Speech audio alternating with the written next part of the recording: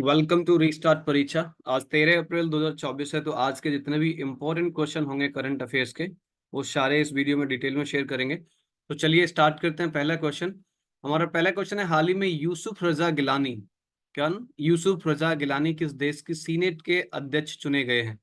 तो इसका answer A सही होगा। पाकिस्तान के अभी ये सीनेट के अध्यक्ष चुने गए हैं।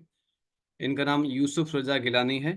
भारत और पाकिस्तान ने अपने परमाणु प्रतिष्ठानों की सूची का आदान प्रदान अभी किया है। पाकिस्तान ने एडवांस रॉकेट सिस्टम फतेह सेकंड का सफल परीक्षण किया है। पाकिस्तान ने आधिकारिक तौर पर ब्रिक्स सदस्यता लेने के लिए आवेदन किया था। और पाकिस्तान के स्टार्टअप सी गार्ड सीड्स ने जलवायु इनोवेशन प्रतियोगिता जीती थी।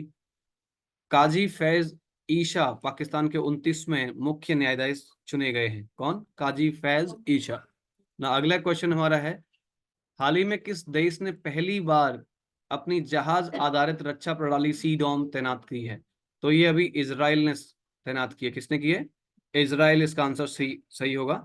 इजराइल ने हमास के खिलाफ जारी लड़ाई को ऑपरेशन जो दिया था, उस ऑपरेशन का नाम आयरन स्क्वाड कोड नाम दिया है। आयरन स्क्वाड कोड नाम दिया है। इजराइल ने अपनी अत्याधुनिक एआई संचालित युद्ध टैंक बराक का अनावरण किया उसका। इजराइल के शोधकर्ताओं ने स्टेम कोशिकाओं से कृत्रिम भ्रूण बनाया है।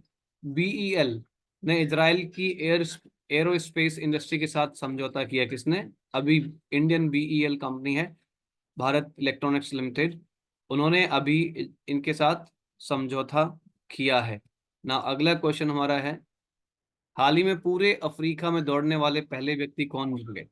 तो ये रस कुक, इसका बी आंसर सही है। रस कुक पूरे अफ्रीका में दौड़ने वाले पहले व्यक्ति बने हैं। अगला क्वेश्चन, हाल ही में किस आईआईटी ने त्वरित रोग पहचान करने वाले नैनो सेंसर का आविष्कार किया है? तो ये आईआईटी जोधपुर ने किया। किसने? आईआईटी जोधपुर ने किया। इसका आंसर ए सही है। भारत में स्टार्टअप को सशक्त बनाने के लिए कैनरा बैंक ने आईआईटी मुंबई के साथ साझेदारी की है। अभी किसके साथ? कैनरा बैंक ने आईआईटी मुंबई के साथ साझेदारी की है। उत्तर प्रदेश सरकार ने बेहतर आपदा प्रबंधन के लिए आईआईटी रुड़की के साथ समझौता किया है। आईआईटी गुवाहाटी ने उन्नत स्वास्थ्य देखभाल के लिए स्वास्थ्य परियोजना का उद्घाटन किया है। भारतीय नौसेना ने आईआईटी कानपुर के साथ इनोवेशन अनुसंधान के लिए, नवाचार अनुसंधान के लिए समझौता किया है। तो ये आंसर इसका क्या होगा? जोधपुर ने ये नैनो सेंसर की आविष्कार किया है ना। अगला क्वेश्चन है, एसजेवीएन का नया अध्यक्ष प्रबंध निदेशक किसको नियुक्त किया गया है? तो ये अभी सुशील शर्मा जी को किया।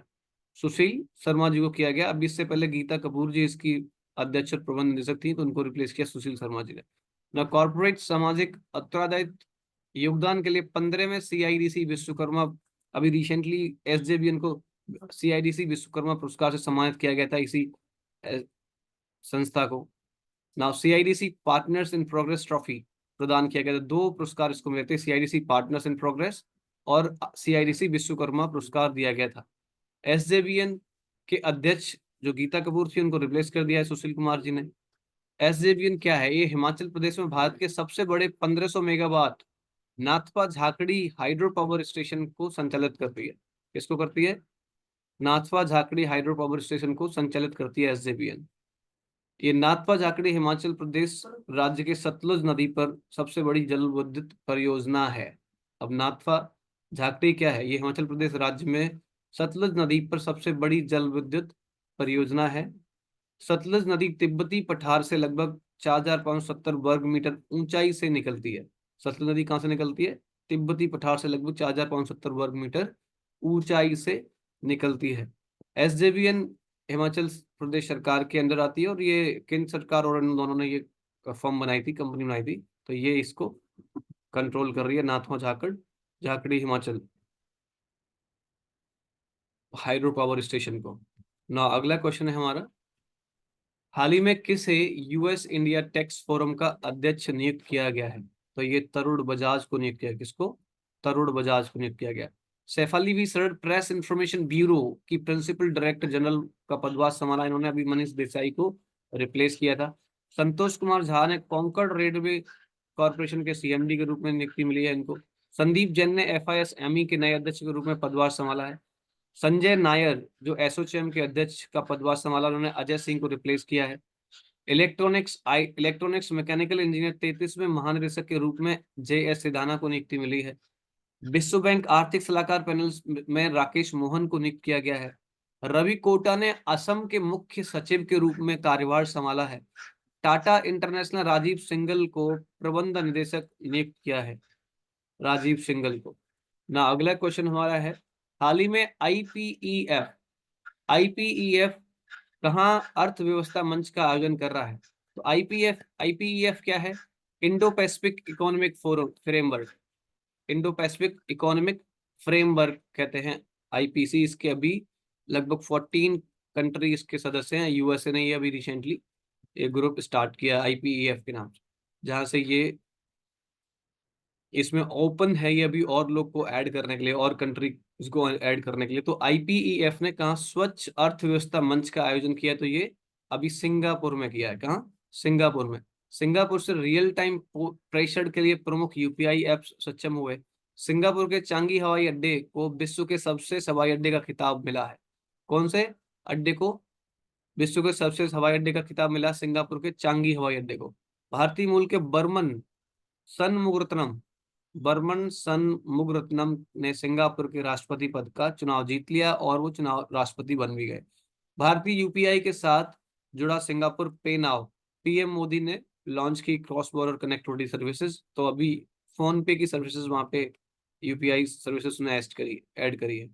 मोबाइल डाउनलोड स्पीड टेस्ट के ग्लोबल इंडेक्स में सिंगापुर शीर्ष नंबर पर रहा है, नंबर टॉप पे रहा है ना। हाल ही में राष्ट्रीय सुरक्षित मातृत्व दिवस कब मनाया गया? तो ये 11 अप्रैल को मनाया गया। कब? 11 अप्रैल को मनाया गया है। अब 1 अप्रैल को उत्कल दिवस मनाया गया था, या आपका उत, उत्कल दिवस या उड़ीसा राज्य स्थापना दिवस, सॉरी, उड़ीसा स्थापना दिवस या उत्कल दिवस एक ही बात होती है ना। अगला क्वेश्चन है, अगला पॉइंट है, अब 1 अप्रैल को आरबीआई ने अपना स्थापना दिवस मनाया, तो ये 1935 में इन्होंने अपनी स्थापना करी थी 1 अप्रैल 1935 को। तो ये आरबीआई की स्थापना दिवस मनाया गया। 2 अप्रैल को विश्व ऑटिज्म दिवस मनाया गया। 3 अप्रैल को हिंदी रंगमंच दिवस मनाया गया। 4 अप्रैल को अंतर्राष्ट्रीय खाद्यान्न जागरूकता दिवस मनाया गया। 5 अप्रैल को राष्ट्रीय समुद्री दिवस मनाया गया, जिसकी थीम थी भविष्य को नेविगेट करना, सुरक्षा पहले। 5 अप्रैल को अंतर्राष्ट्रीय अंतरात्मा दिवस मनाया गया। इसका विषय था प्रेम और विवेक के साथ शांति की संस्कृति को बढ़ावा देना। 6 अप्रैल को राष्ट्रीय पुस्तकालय दिवस या नेशनल लाइब्रेरी डे मनाया गया। 6 अप्रैल को राष्ट्रीय हस्त निर्मित दिवस या हैंडमेड डे भी मनाया गया। ये हर अप्रैल में फर्स्ट सैटरडे को मनाया जाता है, तो ये 6 अप्रैल को पड़ा था। 7 अप्रैल को विश्व स्वास्थ्य दिवस मनाया गया, और ये डब्ल्यूएचओ की स्थापना दिवस पर मनाया जाता है। डब्ल्यूएचओ की स्थापना हुई थी 7 अप्रैल 1948 को। इसका हेडक्वार्टर जिनेवा स्विट्जरलैंड में है। और टेड्रोस एडनोम घेब्रियस ये यहाँ के अभी अध्यक्ष हैं डब्ल्यूएचओ के।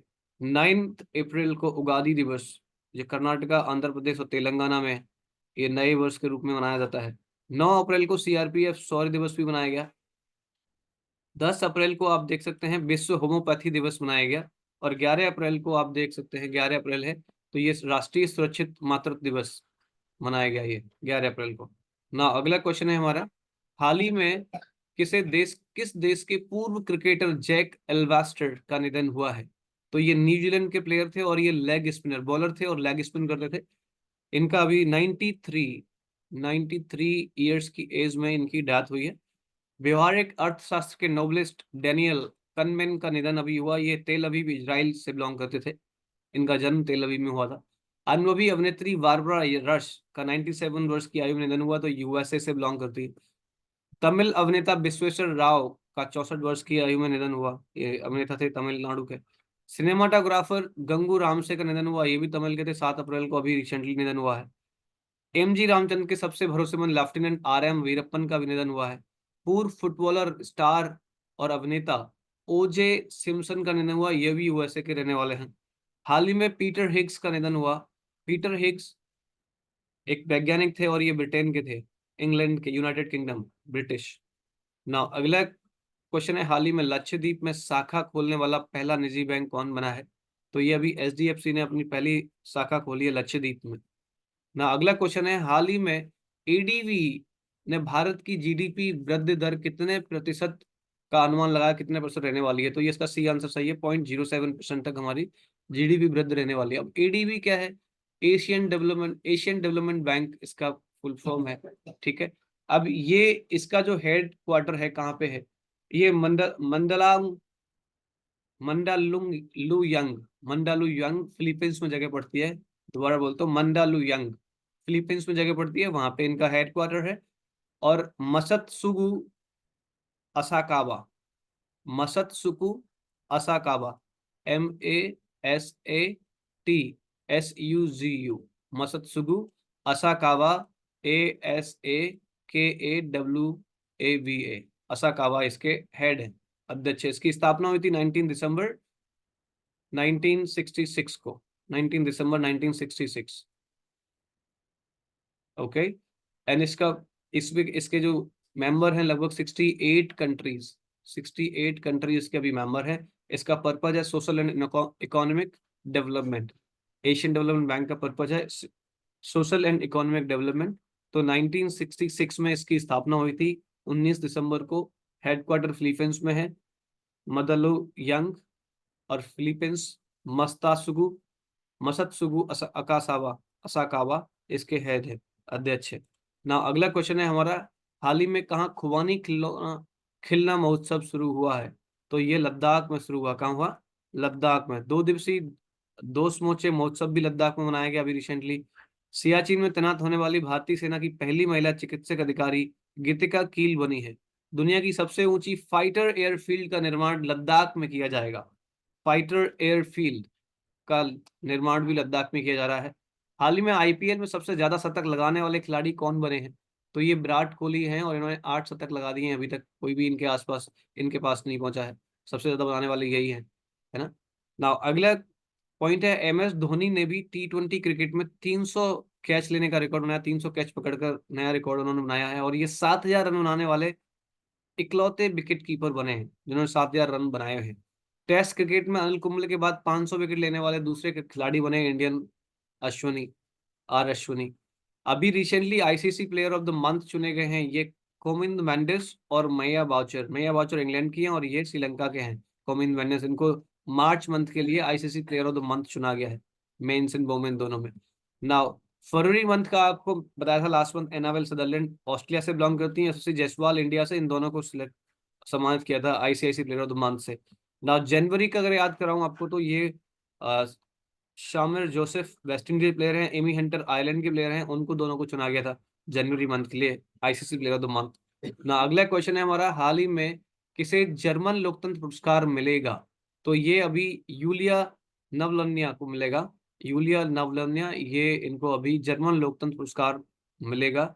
2024 एबल पुरस्कार गणतज्ञ नोबल से जो मिशेल टेलर ग्रैंड को से सम्मानित किया गया था, उनको सम्मानित किया गया है।